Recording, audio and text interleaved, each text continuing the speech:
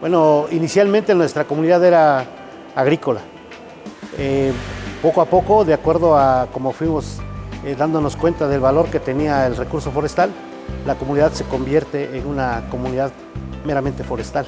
La comunidad de 1978 al 2000, prácticamente su crecimiento constó únicamente de la instalación de un aserradero manual.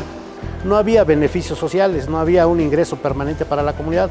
Más adelante las comunidades se apropiaron de su recurso y en ese sentido ya la comunidad no únicamente se dedicó al derribo del arbolado y la venta de madera en trozo, sino ya tuvo la inquietud posterior de aserrar la madera para tener un mayor beneficio económico y una mayor generación de empleos.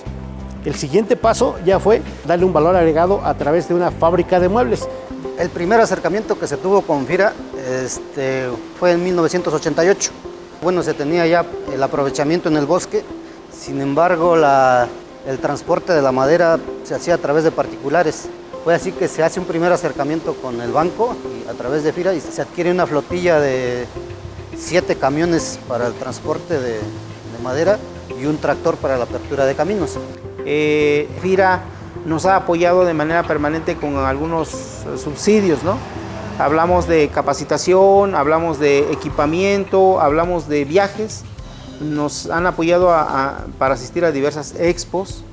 Nos apoyaron en un viaje internacional a Europa, donde nosotros en el año 2005 fuimos a ver máquinas, y de ese proyecto que vimos en Europa es el que implantamos en Ixtlán en el 2006-2007, ¿no? FIRA básicamente ha sido un aliado para nosotros, porque los hemos llegado a invitar a personal de FIRA de aquí de Oaxaca a asambleas de las comunidades, a reuniones, y de alguna manera han podido también sensibilizar a parte de las personas que toman decisiones en las comunidades, ¿no? La relación de FIRA con las comunidades inició con apoyos de fomento tecnológico, llevándolos a que vieran algunos casos a nivel nacional, y bueno, gracias al apoyo que se estuvo otorgando, se estuvo canalizando, ellos fueron cambiando, fueron integrándose poco a poco de vender madera en rollo a iniciar un proceso de aserrío para vender tablas.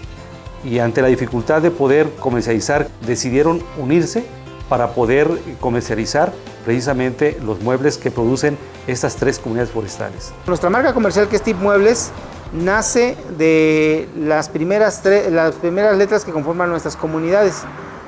Textitlán, que es la T, la I de Ixtlán y la P de Pueblos Mancomunados. La satisfacción es que seguimos teniendo bosque. Hay áreas de reserva, hay áreas de aprovechamiento. Hemos logrado ordenar nuestro bosque. Esa es una de las grandes ventajas y beneficios que podemos reconocer nosotros, que hemos logrado conservar nuestro recurso. Aquí no existe el clandestinaje, aquí no existen las talas inmoderadas, todo es un manejo forestal, como lo decía, ¿no? Sustentable.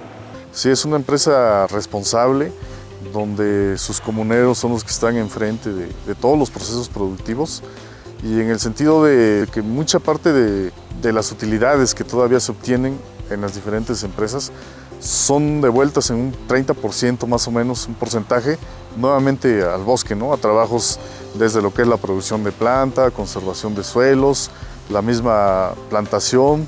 Y bueno, FIRA pues ha contribuido de manera significativa para que se pueda dar algunos procesos, en este caso tal vez de certificación.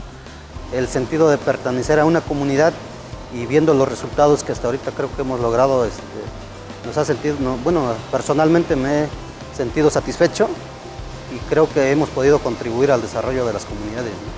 Y que ahora orgullosamente podemos decir, tenemos un mueble de alta calidad, y no lo digo yo, lo dicen nuestros clientes. Y creo que esa es otra de las partes que vale la pena decir, esto es lo que hemos logrado, este producto, ¿no? Yo recomendaría a las comunidades forestales, básicamente, que es la parte que conocemos, que se acerquen a FIRA. Realmente FIRA hasta este momento se ha portado como un aliado para las comunidades y creo que podemos unir esfuerzos para poder desarrollarlas, ¿no?